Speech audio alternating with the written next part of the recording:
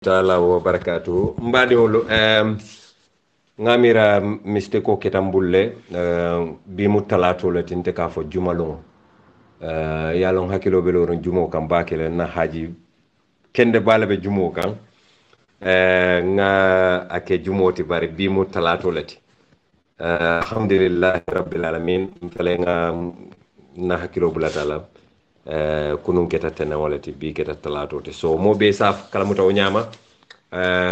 amanke jumoti talato lem so pour ning ayatara misal fe memba la moyla ngale juma mubarak bara be kumayata le lungol be le kumayata so obviously alhamdulillah alsa lonko talato lem on the 21st of December 2021 not Friday ngamira wole be kala 2040 because Christmas o manjam akere hakilo be jumo le kan na haji kandila be jumo kan very important ko mayata mbara baki so hakilo be loringa kam baki le so mbe audio de wato men ngasa fe jumalungo mbe diamula wato men ko bi jumo bari talato le mal be salo nyama assalamu alaikum wa rahmatullahi ta'ala wa barakatuh alhamdulillahi rabbil alamin alhamdulillahi jalla wa ala bismillahir rahmanir rahim wassalatu wassalamu alal mursalin nabiyuna muhammad khatimun nabiin salawatullahi alayhi wa sallam tasliman kasira amma ba'd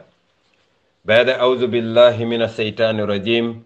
bismillahir rahmanir rahim rabbi shrah li sadri wa yassir li amri wahlul 'uqdatan min lisani yafqahu qawli ya rabbal alamin. Juma mubarak, salamullahi alaikum. Mbadi Gambian kolu ngali konton altol nal konton la. Tiamu be siare. Bari jannim be kaca dati la be kontondiro kere sikala mbadi la banko president la His Excellency President Adama Barrow nge konton ini la dimbal be juma mubarak. Badi Gambian kolu nal la yamfu kunta jensi kontondiro kere sikala ngati banko Gambia dingol. Anim menu naturalized Gambia. Mafo Gambia luntawol de kayti te menu bulu ye kayto tapale ya di menu la mol bare banko dingol anim banko la sariol anim banko ding menu luntawol menu naturalized Gambia mo jamaay kartew di men alhaji Ousainou Mukunda Dabo Your Excellency Baba Ida Suba ina dimbalbe mbe konton bade Gambia ko nal la dunya kunta je nsi alpha kafo konton ka dati balaji Sambu Kantela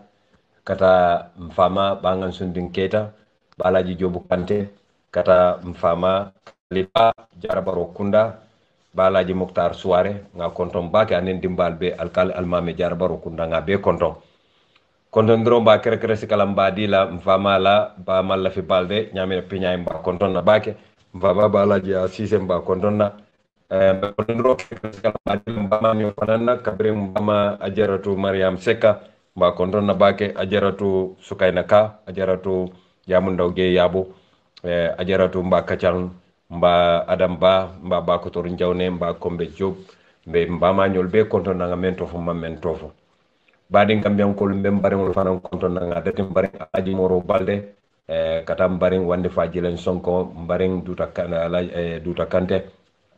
mbaring ma Alhaji Mamadou Konfer Cissé mba fanan konton na bake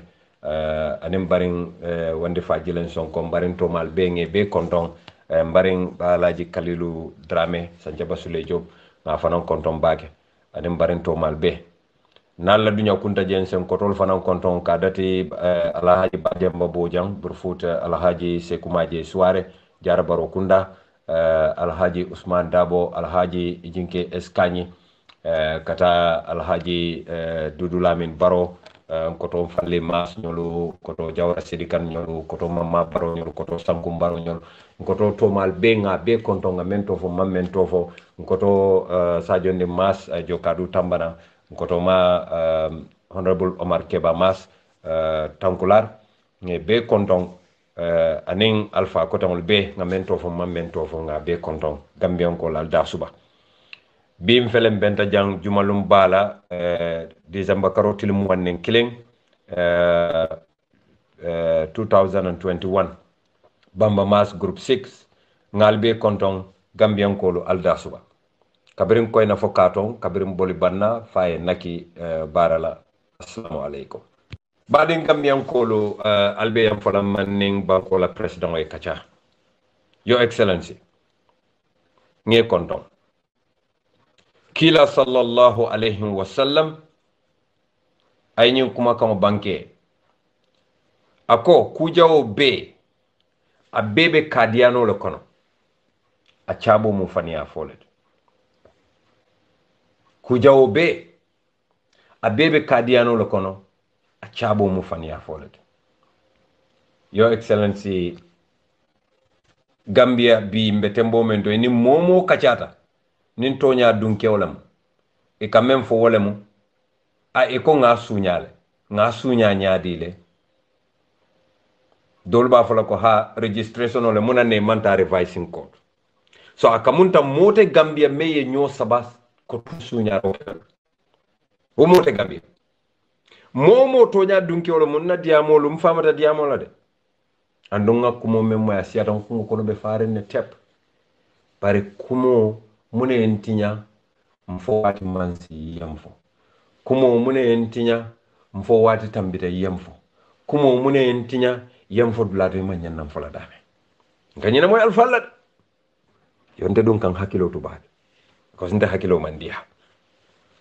wadal latina kumo dolbe jente wol fono la yo excellence bayri mbete momento kuma kama be kite dula kite lal mo hada dingol ti andon innal insana la fi kusrin illa alladhina amanu ndama fode alale af innal insana la fi kusrin aka belem tu amam mo bo mod ama fo lonnal da boje ama fo joji da boje ama fo president da boje ama fo president fama da boje ako innal insan al insan wala muharrama diwto me ya lonko ibnu adama bani adama la kabilo mulu adama dingolu ala ka wala kuma ne al insan ako la fi kusran ako ila alladhina amanu fo mulu menu tongondi tade wa milu salihati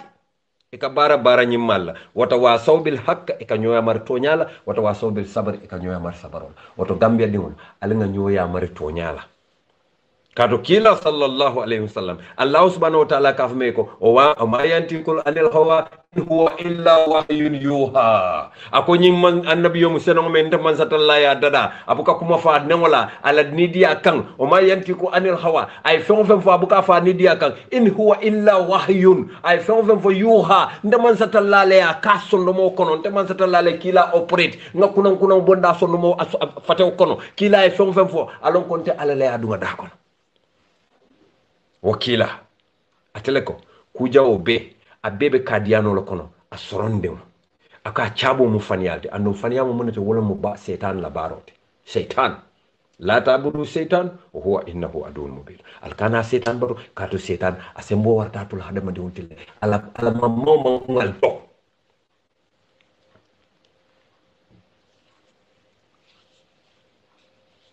bari ngam mi ankol nte election la kumo kacala bake kato abe kite dula anno membe kite dula woto kite lal bul kite lal fana be fana kite ndilal wala barobe alala bul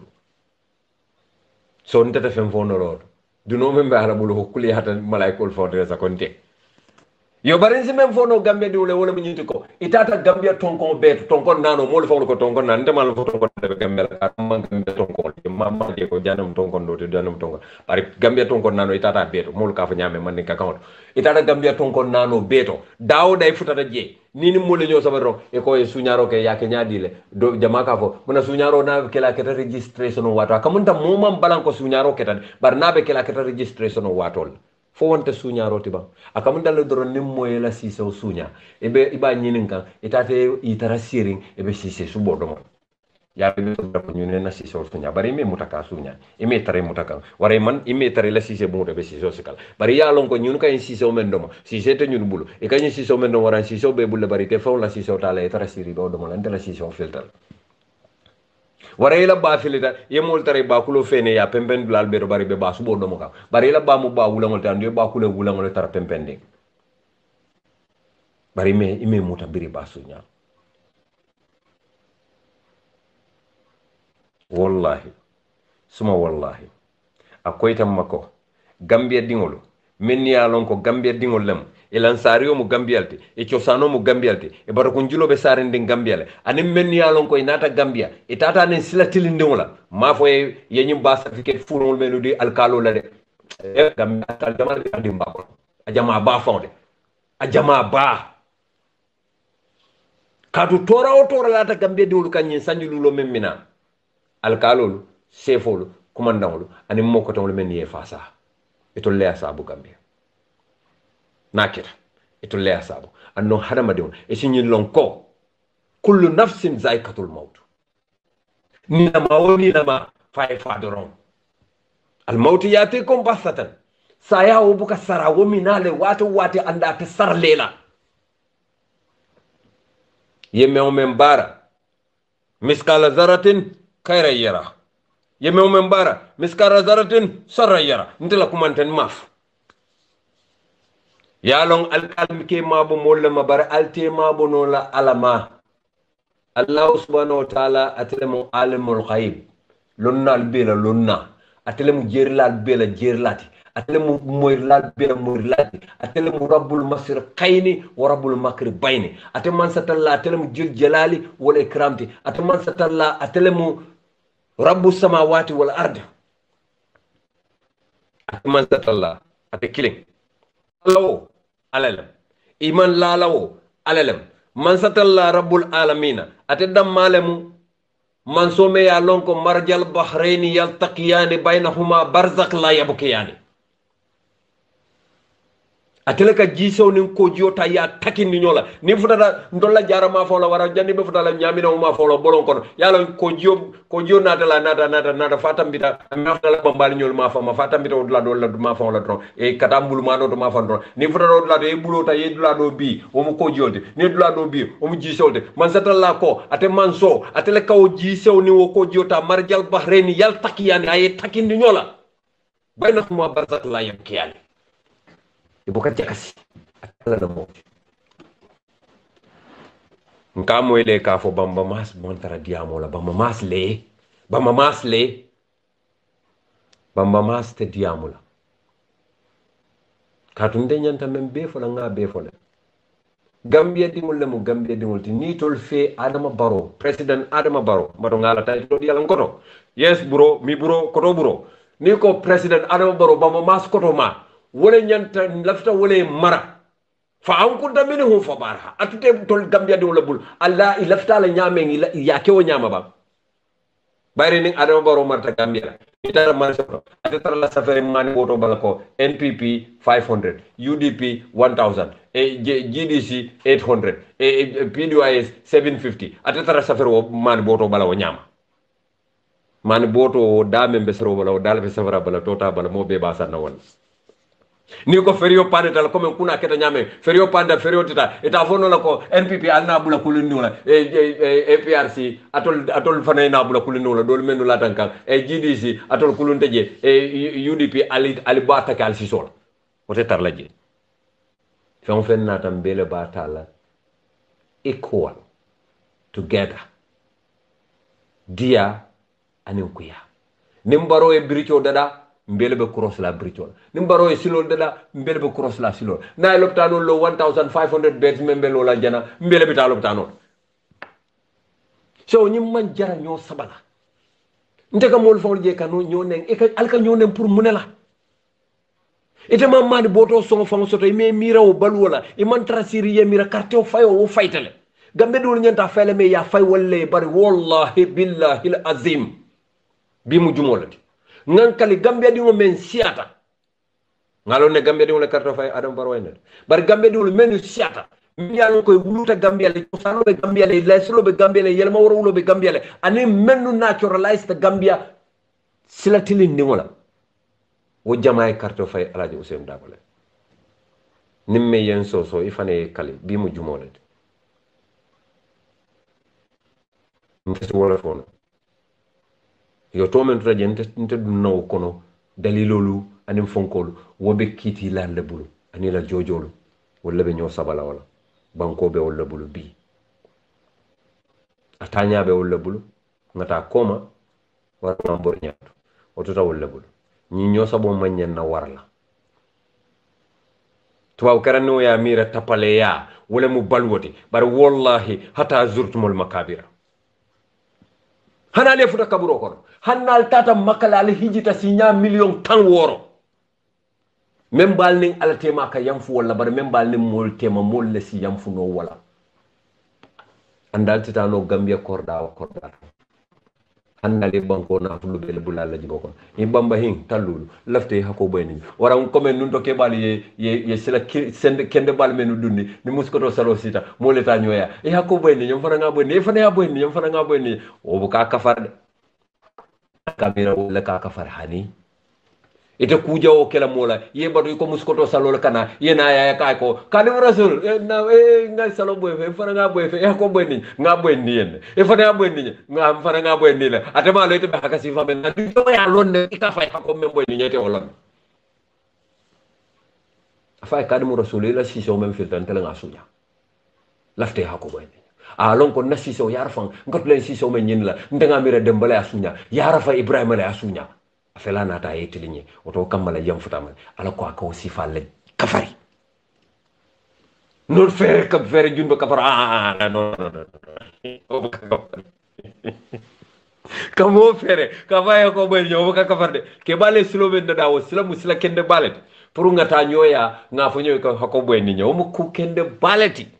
walantin na ninka moy mol men kay wuri sako nyamato ko tol men ka fo ko e morol mu wulol lelti allahu akbar ye misilimo benen har kila yanenne kila mu moro leti moro wala mu ticati moro bota mu allim le bala man din ko le ka fo moro mu allim le ngani research le ngani kis la do malla fi ni mo nos bala katu ngani kis la fa ko itam ma fer moro to bota min tol ni man fen ko to lon kana ka jafi ndol ka fo ala dol ka fo jehova dol ka fo god dol ka fo subhanahu wa ta'ala to sifa bele be alala ndol ka fo muhammad dol ka fo rasulullah dol ka to sifa ba ma mustafa ahmed to sifa jamale bala ite akumandi to woto la ni atare sondomo kono iba tella wata iba tella alenga hakiloto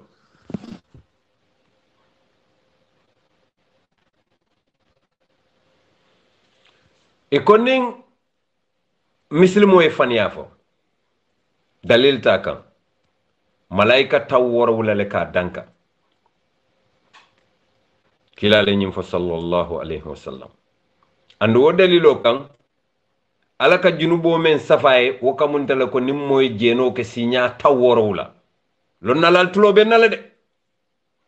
billaftan nin koto adama baro e kaca kila sallallahu alaihi wasallam ako nim muslimo e faniya fo dalili ta kan malaika tawworowla wala danka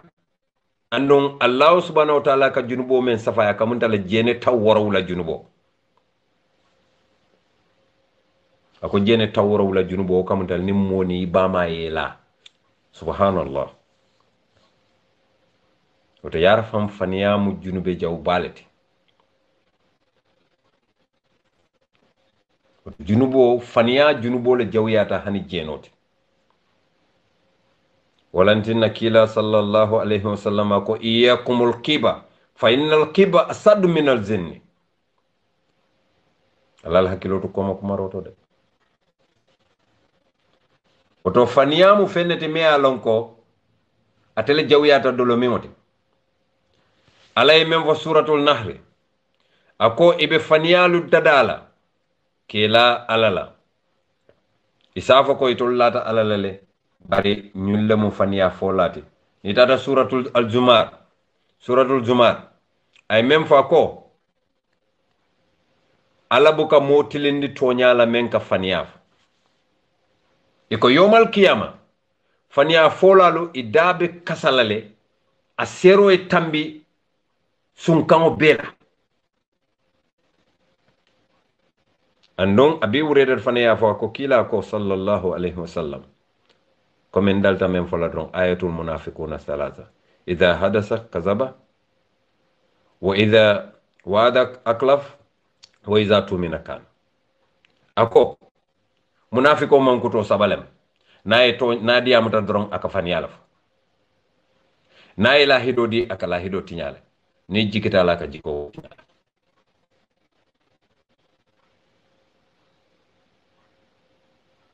andu nga fali ene de sukulala ko fa iza kala fasma min farika kaula fa yabuzza man karishakka fihimma waydahu sukulala wala fade fa iza kala fasma min farida kaula ne Allah subhanahu wa ta'ala anala kila sallallahu alaihi wasallam e femfo ite balanta wala faya busta man karisha fi himma waydahu e kafiriyata e kunno kuyata e kuton kannayata e keta ala jawti e keta kila jallo jawti sallallahu alaihi wasallam badin gambiyankol ntenga lonne niya jente ka kiskisiroke lafitan su sutu aman satallala jallan wa ala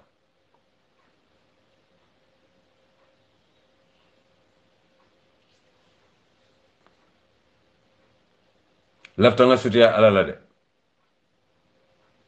kaatu inna rabbaka huwa yufsilu baynahuma yawma alqiyamati fima kanu fihi yaktalifuna ndengalon ne ko mario wallahi abe kitio kila molu tema yawmal qiyama annu ndamale nyo saba men na duniya jang yawmal qiyama mario be kitio kila ndamale tema le o koy tantama ba wala baake o koy tamma fer inna rabbaka huwa yufsilu bainahum yawmal qiyama fima kanu fihi yaktalifuna nga ñoo saba feŋo feŋ na jaŋ allahu taala ba be senendi la le yawmal qiyama ñin duniya jaŋ setan be janna jam abarama bara na la di bari nga ñoo saba feŋo feŋ allahu taala ba senendi la yawmal qiyama o koy tama fer oton kan hakkilo to baade mistake ol menu ketam bulu kunun malla fo mistake si fay kembulu kotenke bayren say ngalon ne wol dol mam betea otonte o sifa kotenke ndanga mira nyine mu tuboti hadama do be nyanta menke la ko kila sallallahu diamo fo ma badi ngolu alinga sila alala de alala mutaro sembo wartal de inna batasara bika la sadid asembo wartal bi gambia kono bi faniyate damen toñale be je mbele ngalom membe kering because itata dawda hani mennu fon lu koytol be patila munam 400,000 tata state house laba hani moment tata jaman hani 5,000 si men tata ma be state house na siata man 10,000 people si so to men bebe koma atol man ta basu bu nyimi al man ta patila al man ta parela because al man ta invitation o kono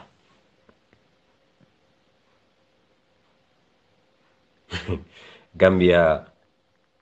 ye letaro kinyanan letaro me alonko abota Liberation Avenue le PO Box 17617 Banjul di Gambia West Africa Gambia Ferries GM ikoy be jama be kalamutan dilanj ko Gambia Ferry Service Management ila taitan la Gambia dingol be la ko ila bara Banjul bara ferio ya soron nañu watin kono masiŋol le man beteya e ba dada kanne e be mobe danila ye hako boyndi ye ñu watin kono ko la yame be kering any inconvenience caused is deeply regretted management ferry service on the 28th of December 2021 ñing keta kununne baden gambiyankolo alin hakkiloto alin hakkiloto bake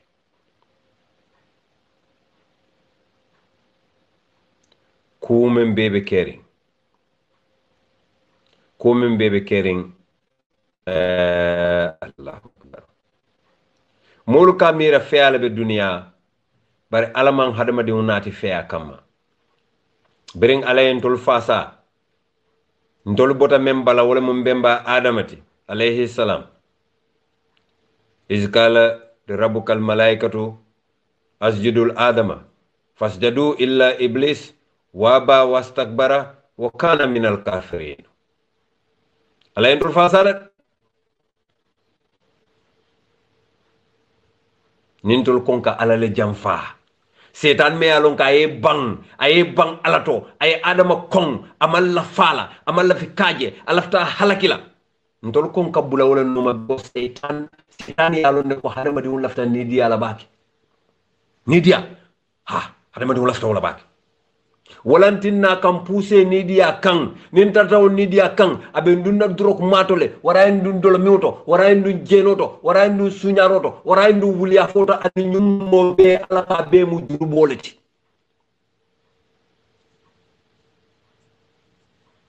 walantinna ka fo kila ko kul a'udhu bi rabbin nas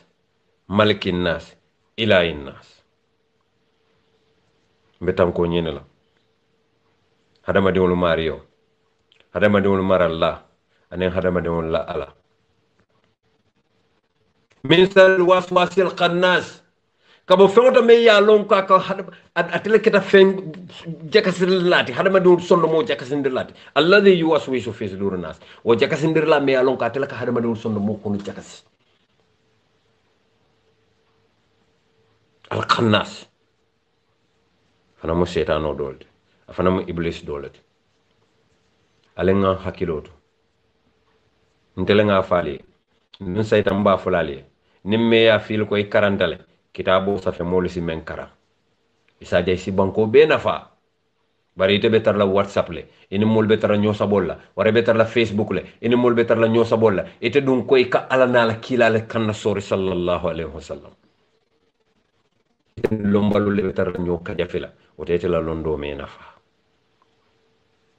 lonna fololu wala kitabol lel safeye landi hani bi molbe karanka molbe munafa sot la je wol banta sanji keme jama koma ite men data science ay karan wala karan be sone yari nyamen me mira computer wala wato la computer man soto wala wato la internet man soto wala wato la telephone man soto wala wato la duwal bula ko fenge findol te ya findom e duwa bula ya sato wala ba kis kas wala ko wala karan bay sini mi mara alifu lamu yol be karan ite tata alif ba ta sa fatara kasara damma sukun ite tata yol karang very very smart very quick ya be kara ya be master PhD be soto ina te man buku safi ite la mola so la ka rasul la ka ibe mol batan le diamol ta kitabul safi ali si bun ko na tollu na al kitabul safi ali mol da handi ni ñu ndondu ma ke ko ite dina ya safi kuba ni tay kitabu kendo safi mol to karan janni be tara siri be mol fala diamol ibe bataro fasa nyabal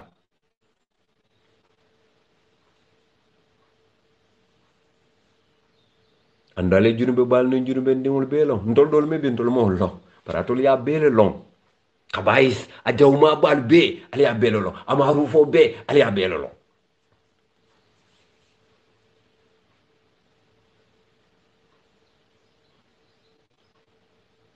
ale kitabolu safe aliye landi nko ese fa bambala ha womu toñalati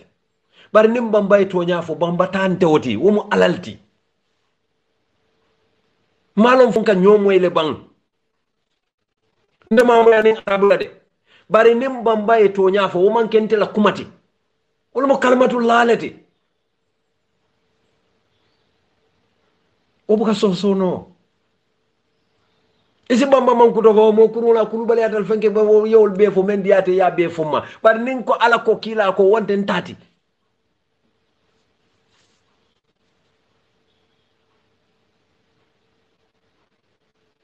ala lon kon tetula jang ni tapale yake sita kan wallahi ala la busaro diminta inna batasara bika la sadid gambia itakullah gambian kolu itakullah gambian kolu sila ala nyaabe nyimbelal de mol men yalon koy malon wol malon bar men yalon wol yalon nente kam mem fo ngani kuma fola meta ngalo gambian kole ko e fele tata nyin la karle wallahi man tara fan yala to nyaalo ande to yalo wala ne ka fal na ba madam ko e ko e fero be kata pour ka molu kayitande mo la kon te mu ka to nyaafa bari bi ini momo e ñoo sabadro na mari be tilina ka fay na ko ha bari quand même fo amanke carte fay wato le nga suña registration wato le suña robe kala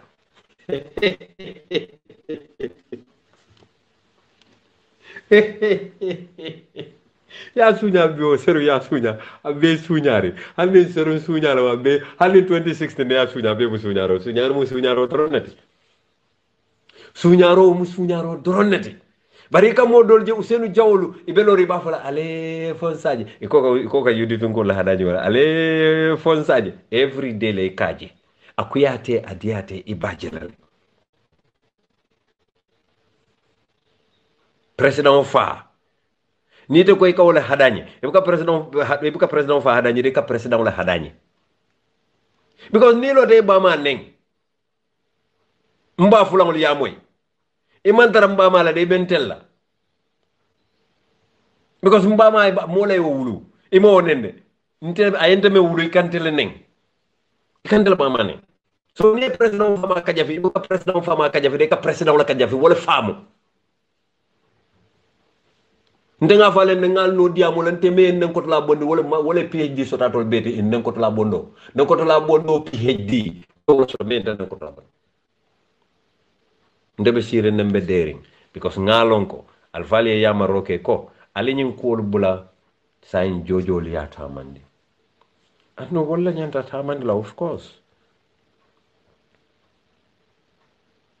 atula jojo le bulu supreme court jojo loy be muslime anu very very very lucky for Gambia muslimol damma be sila nyin kiti okunna muslimol damma yalo wala kiti be alquran lo ko na wo be ko yere fer o to mo nyo sabate woro ko rek yalon te man bible lo long to nun savo ko ning christian kilimbe je afana e bible karana bar man bible lo long bible ngalon ne ko ka fo from genesis to revelation ko may butum malo moment barente malo ngamel long wala mun na dino te dinul islam inna dini indallahi islam ko wala may lon nal kaf takul la wal hakka wa tukatihi wala tamutuna illa wa antum muslimun ko fanam may ando ñun men bebe kitio kila wolle wolontati mote kono memma alqur'ano long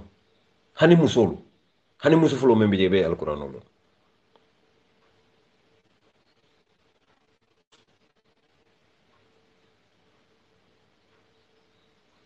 baade gambian kolo nko albe dankene ala ni dankene ata ala la kubuke jahali kubuke mone kubuke dimi kubuke kamfa mobuke kamfandi no ndaba wala nyama mo membe president wala mun na wote parti la wobe parti la ko president mu parti lati president ya fo mu parti lati mo me yalo ka 150,000 dila tili wotili wili keme wil taluli ka wol dila tete mun de tete parti la yalo man boto so tete bola kalma te dimi ate wori la fam because ka men dila man boto te bukala ka senjelle la so mu parti lati so nale mol jeste da e ko be parti le ko parti ni man parti be mun kala yenda pati la al pati al kana bada madoma de ali fonko fanan doma to de ka fanyar kunku dunto alu fanan dom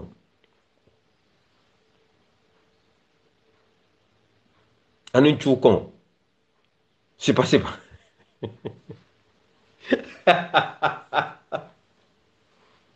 lo bedom. So obviously alkamenu kamfandi bamba dati je because nte wal nte to tutu nte al tende so no nte boka kamfa. My president is Adama Barrow,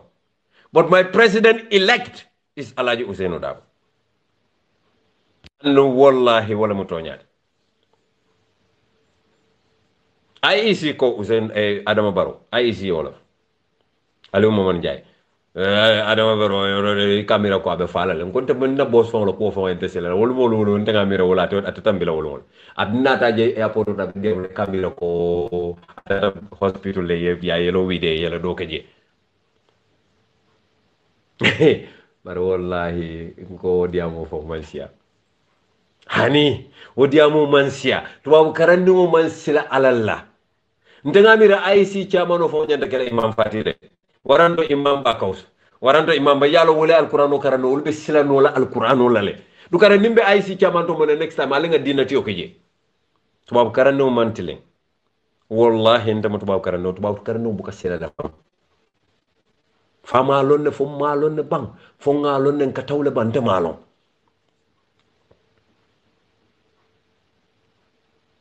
Truth and Reconciliation Commission next time nimba dala alinga imam kilin kanya a chairman be silal alal mamul kasilat imamul silata alalat ntelata wala ha ma fo buka junu bo barade because manke annabi yomti mistake kol sikeno bulle bara sikeno ala si yam foma alma ala yam fulanna almamul bema kila hormot barna almamul fanan sitilinde kato alinya ba fulo bella tu aliyalo ne memmu kendemat aliyalo ne memmanke kendemat aliyo lonne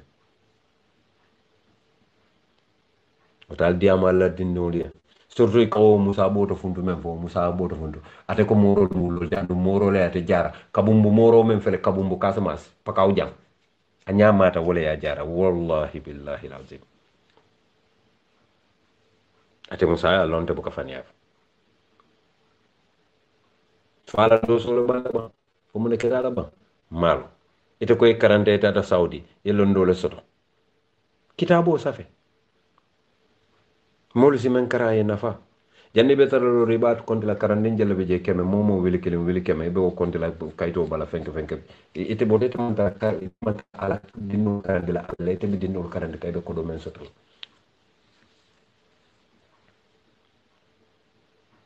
bar wallahi ikamoro menu nen wol ko mo bele barakata abe alayla duwal bele jabi ila duwal jabi la talibol la famba sa koy dingol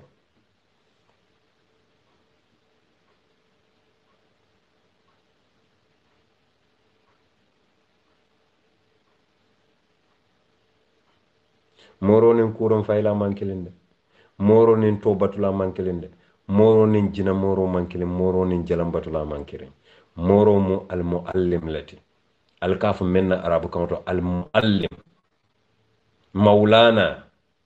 apemu moro lati hani kila e moro sotole sallallahu alaihi wasallam sahabo le moro sotole la moro mu kila lati sallallahu alaihi wasallam tabiino le moro sotole la moro mu sahabo lati tabiino le moro sotole moro mu tabiino lati awliya ye morol sotole wol fanana morol mu ñin donu lati ñin donu fanana moro mu ñin don lati ñin donu morol mu ñin don lati ñin don la moro hadu sa so fanana morol sotole talibol fanay moro sotole ila moro muy karamolati alita kan karam al kanendiro men ka al kal fannenne al kal karamolu nen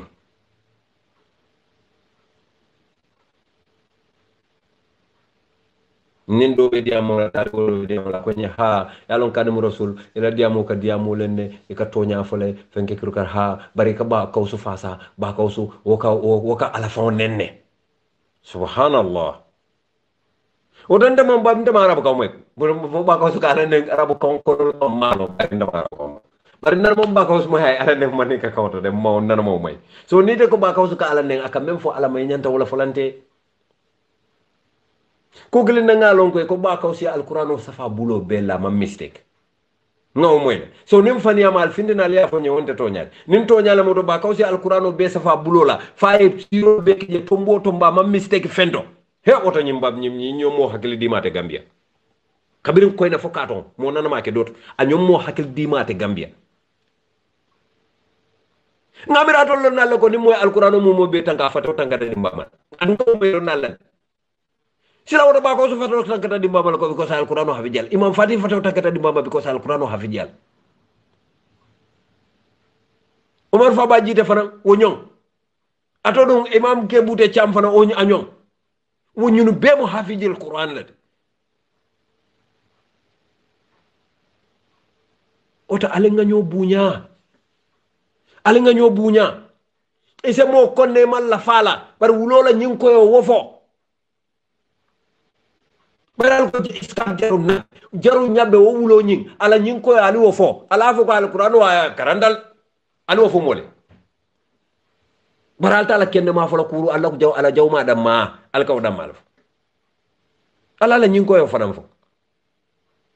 ñinantin nam man songal ma ntema fal man karande atul le karandante te fuf ntal challenge nola hani gari allah wo man to nyaati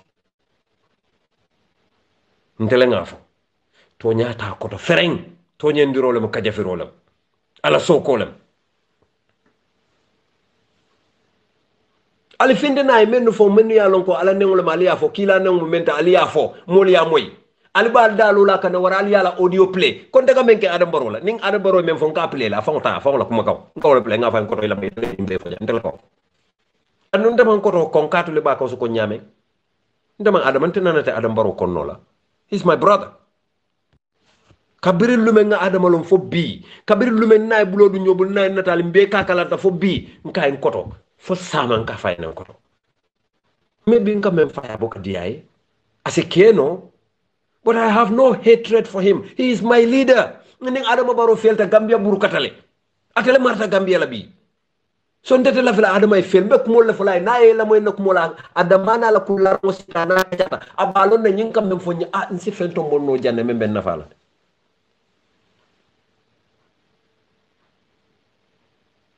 Bare Gambia. Wuliyaye fania aya dabulle Gambia. Satan ay Gambia take over le misilmolu katara salla jaman kilingu kono misilmo ite alay fengo dila alay nafulo dila ite wo nafulo iko ka fentawlo jihadi wo nafulo la nafulo me alon ko ite tante alay akrafe mal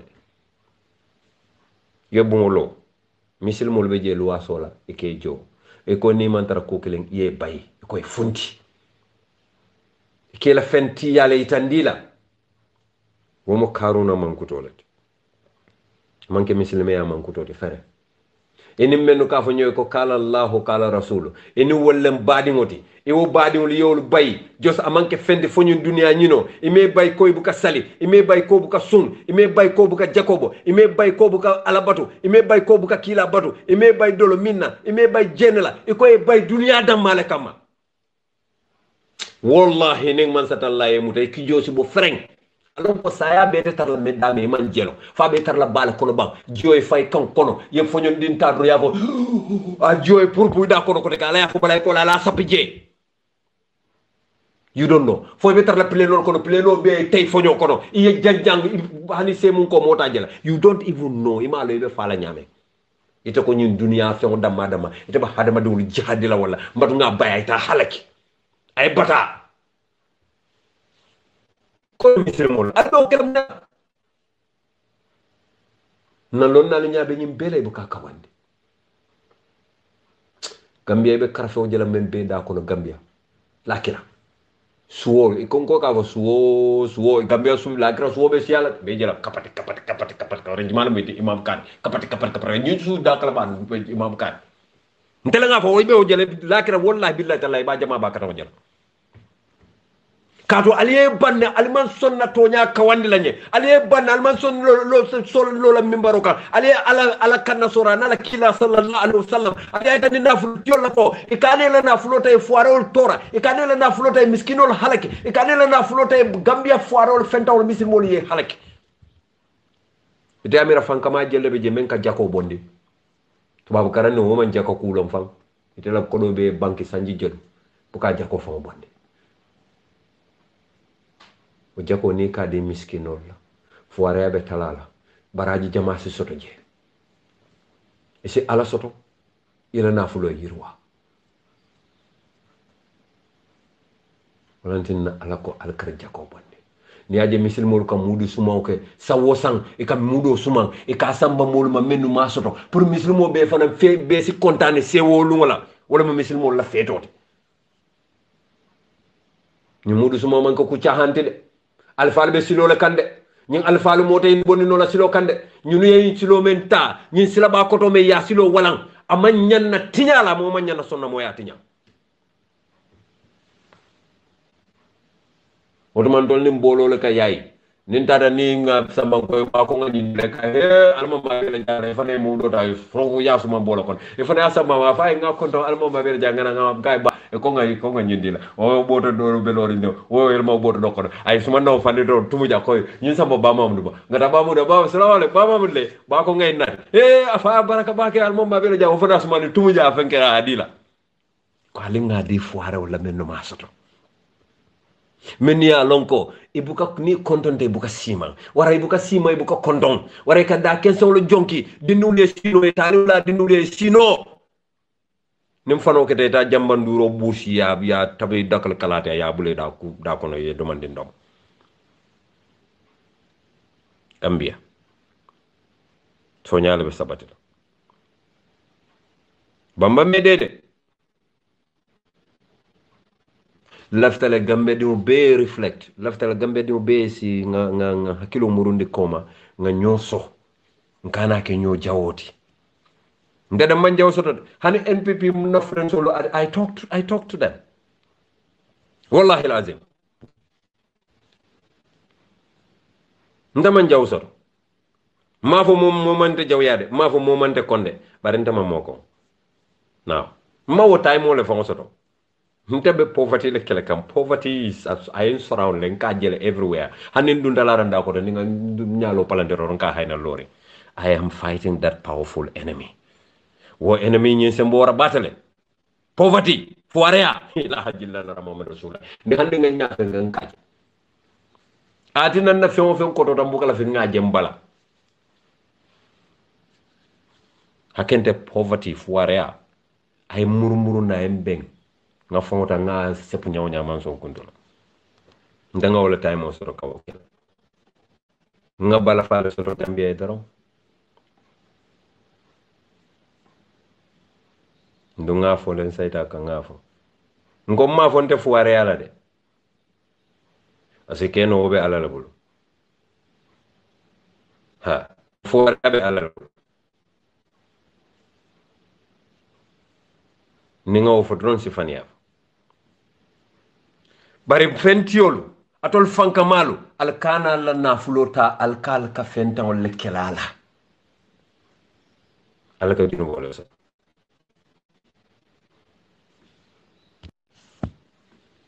ñing karta men fayta Gambia alibeya jube doron 2016 mo wili keme say anen fenne register bari ko APRC bureau jani mo wili kemelul da male carte fay keme sabo tata min tole ita fala be fatalde ita fala be tamatalde ita fala be courantale mo wili keme saba wonde ko mo cha hande IEC mo wili keme say le register 2016 bari biri ko APRC bureau jani dol ko ID carte le jani taje foy tumani jani mute tate ye fa fu farto kono tilimbali ya kono e ko wolle je jani ete amira tuman jallo joska APRC bureau jani ba fa la wada mallama hani kam faale mu feneti nyata je me alon ka jarte e mo fa wala bula fatu ando al tol lonal bele alon atol gambe dulu bele alon ko wala keta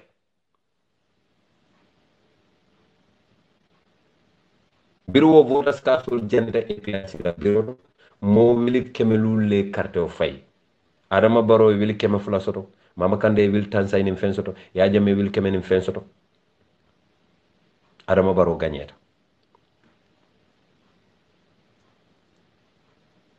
badi Gambian ko no ngamira adama baro ning ya jame be ki wil keme fula nim fen soto something like that je sign 2016 2017 2018 2019 2020 2021 December sanji lulu mo wili keme saba be sita carte fawma koteke mo wili keme saba wonana man soto dunia la history fon kono hani america anana man soto america la history kono america be yalon ko atele siata gambia ti signajol nzafo india in china ibe kafru 5 billion people mo wili keme sabab bete wulule be futa 18 years in 5 years woman possible no mathematically am possible because anana man soto gambia la history kono ni ajube 2021 ay 2011 gambia ay me register a calculate ba yajube kata 2021 mo jelle lata kan o calculate dro jannin 2021 be sila 2005 2006 nga karta fay IC mo jelle register abebe record la man jaranga bari nan kana close na man jaranga dugo be kon mo jelle attaquant 2021 mo jelle attaw kan jannin 2026 alwo trend jube kabo 2026 kata 2021 mo wili keme saba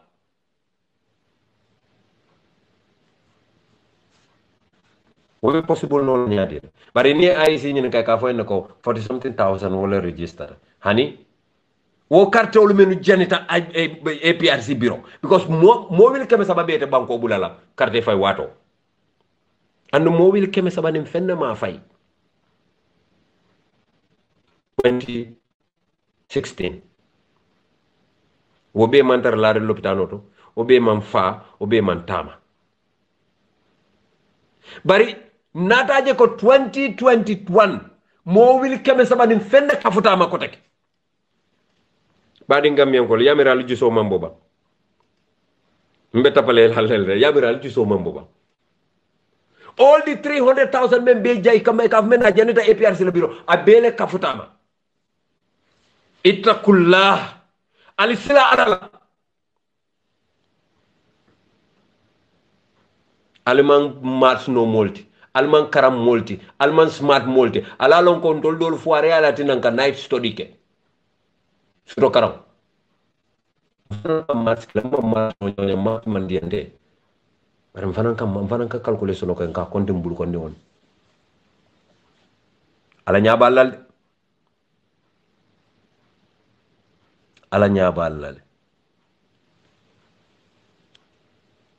na tare ko adam baro fo ngay adam wili tannan le wara wili muwanne la mo sa fo comme adam baro ya jamme dam men bari 200,000 ni oppositionol be ka fu ñoma adam baro e dam men fa wala si oppositionol be ta ka fu ñoma ya miratul juso mambo ba ñanti na ma comfortable ko su ñaaro la tambitale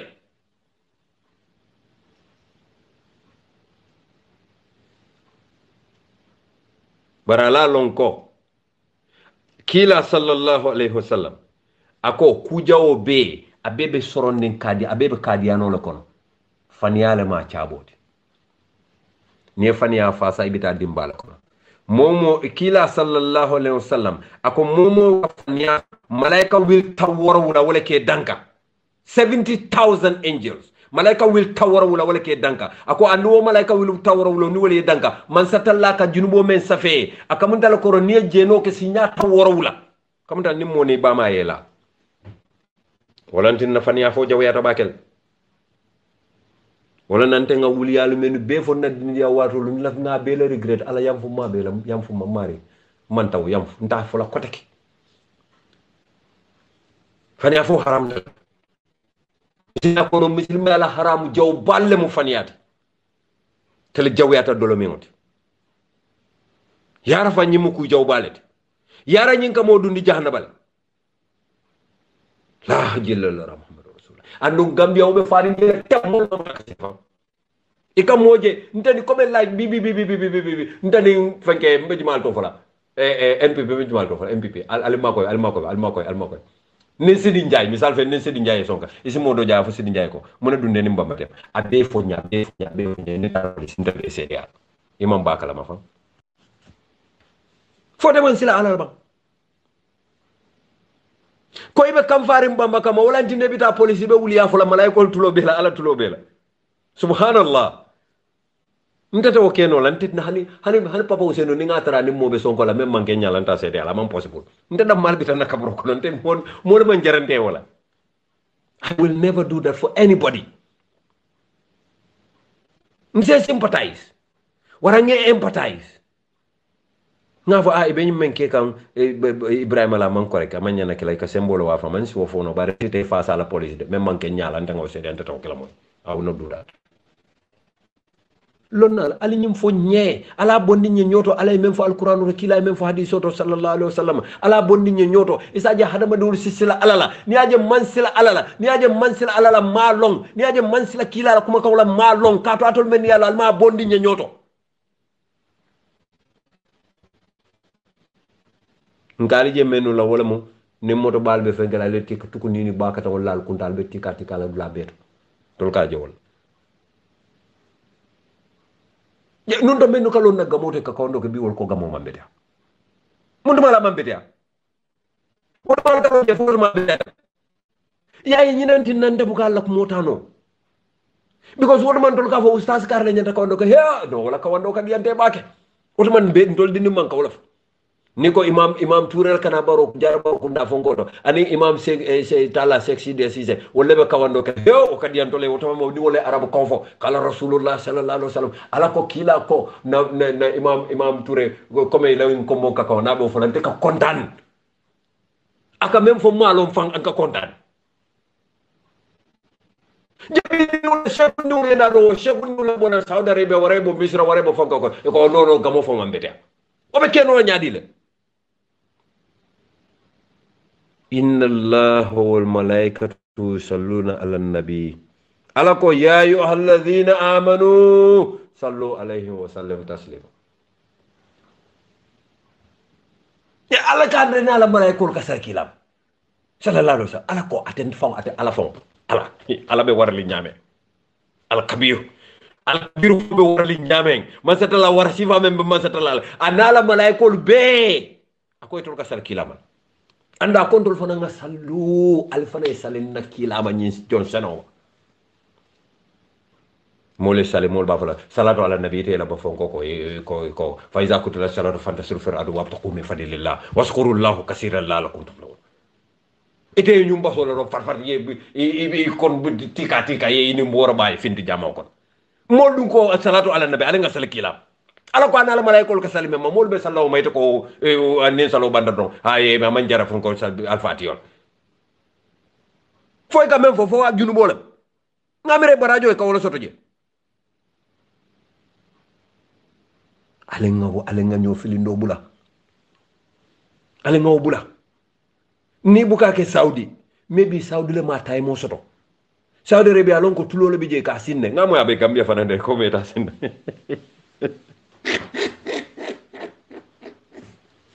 wala ta Gambia ñom bongu di wa wasoro dunia ko Gambia wala den dem ka kamba because ntenga lo ko Gambia to karanew la wala ko tay la billah ali nga tatro ko kadu sajulo ko via intérêt ali nga du ko ra ko be men taraje mbel ba taraje ñoo sabo man jara ñoo sabal bari jos nay lo nal nte modol bi je bente de dol bi je wolu no wol tilinta ba kente I love them I like them nge bele bunya par dol bi je nga wol love le nge like aka hakente la tonya fo kamal ya gente hanim bu ka tonya fo lafta tonya fo lala lafta teriya la fana lafta ay ken na muallimti lafta ay ken karamoti lafta ay ken na moroti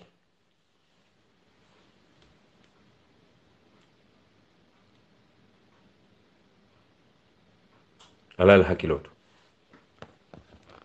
kala moy alal hakiloto alama alende ma kila hormoto